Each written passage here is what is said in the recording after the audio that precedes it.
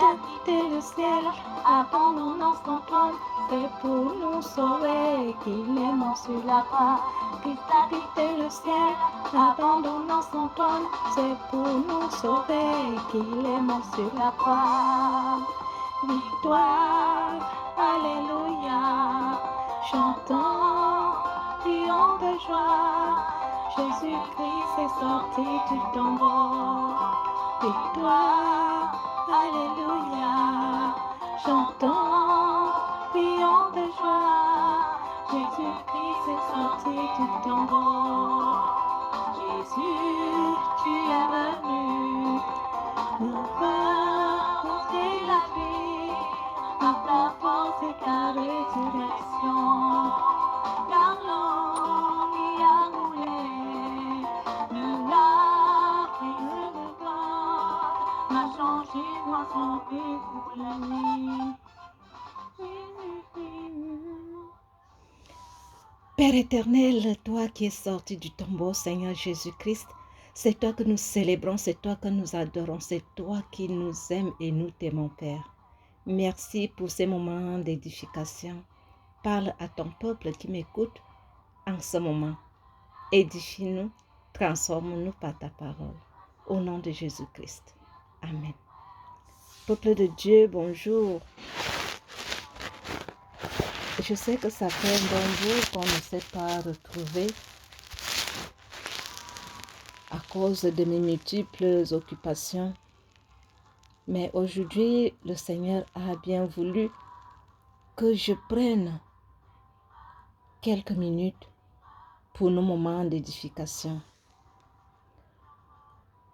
Sans toutefois revenir à notre précédent enseignement que chacun a beaucoup aimé parce que j'ai vu ceux qui m'ont appelé, ceux qui m'ont écrit, que la gloire revienne à Dieu parce que je ne fais que transmettre ce qu'il met à mon cœur. Aujourd'hui, nous allons parler du jeûne. Nous savons que toutes les églises de la chrétienté en ce moment sont dans des dispositions de jeûne de carême. Ce qui est normal parce que nous nous approchons à la date de la Pâque, c'est-à-dire nous allons célébrer la résurrection. Moi, j'aime beaucoup parler de la résurrection de Jésus-Christ. Voilà donc que nous allons célébrer, nous nous approchons à célébrer la résurrection de Jésus-Christ. C'est pourquoi les églises, en ce moment, quand je parle d'église, je parle de chrétiens. Chacun essaye de prendre un moment de jeûne et de prière. Mais qu'est-ce que veut dire jeûner? Le jeûne a beaucoup de connotations. Mais généralement, les gens croient que jeûner, c'est-à-dire s'abstenir seulement du manger et du boire. Certes, c'est bien, s'abstenir du manger et du boire. Parce que s'abstenir du manger et du boire, on mortifie notre chair pour nous rapprocher davantage de Dieu.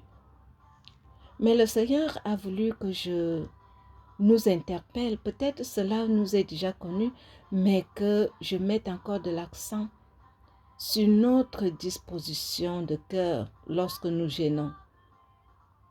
Est-ce possible de jeûner et d'être en conflit avec son conjoint, avec sa conjointe, avec son enfant, avec son frère? Non, c'est pas ça jeûner. Le jeûne nous amène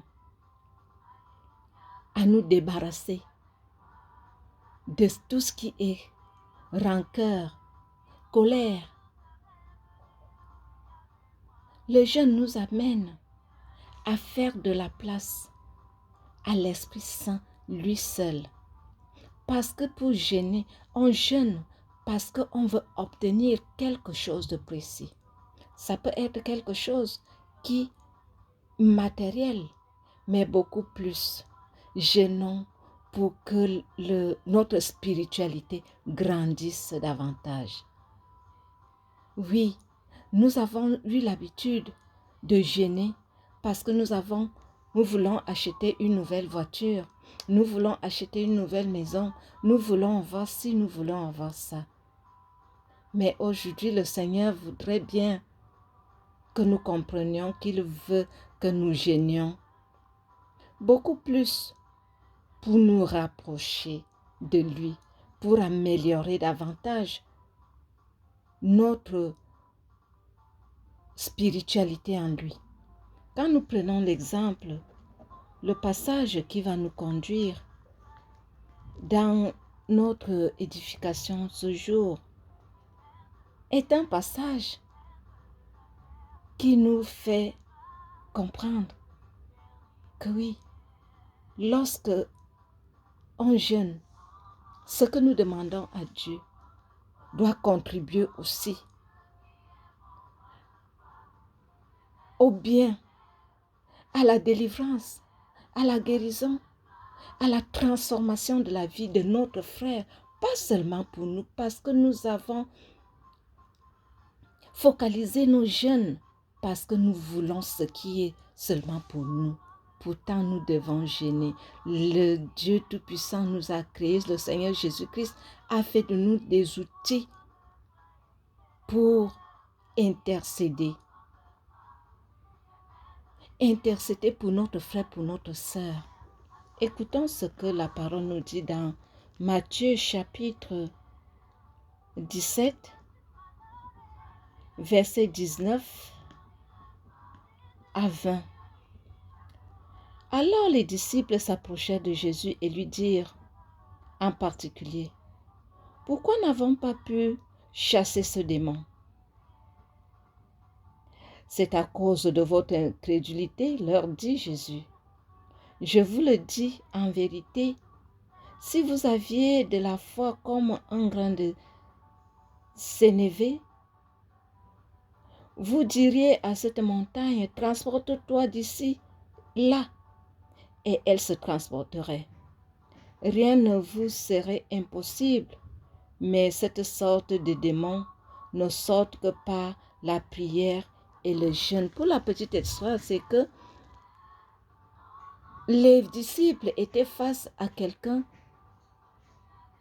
qui avait un enfant malade, lunatique, mais les disciples n'ont pas pu chasser le démon qui animait cet enfant. Mais ils étaient étonnés de voir que Jésus-Christ, d'un seul coup, il a prié, l'enfant a été guéri.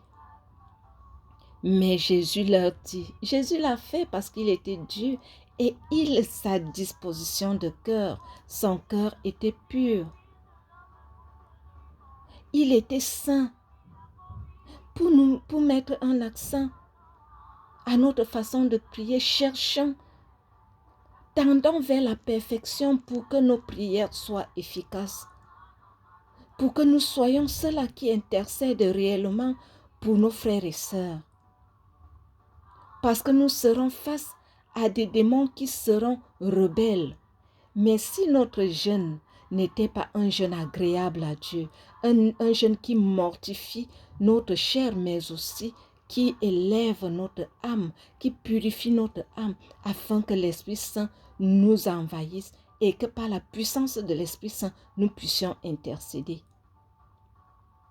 Nos jeûnes n'auront pas de sens. Nous allons voir aussi dans l'Ancien Testament le livre de Genèse. Genèse chapitre 33, verset 29, où Moïse a jeûné pendant 40 jours parce qu'il devait entamer un autre grand pas qui accompagne le peuple d'Israël vers la terre promise. Lorsque nous serons face à des difficultés, lorsque nous serons face à un carrefour, à une étape où nous devons gravir un échelon spirituel, observons le jeûne. Ce n'est que par le jeûne sincère, le jeûne pur, le jeûne, comme je viens de le dire, un jeûne qui mortifie, certes, notre chair, mais qui a un sens beaucoup plus spirituel, un jeûne qui nous amène à élever notre esprit, notre âme à notre Dieu. Notre jeûne n'aurait pas de sens si, pendant que nous jeûnons, nous avons des animosités et des querelles dans ce cœur, en nous.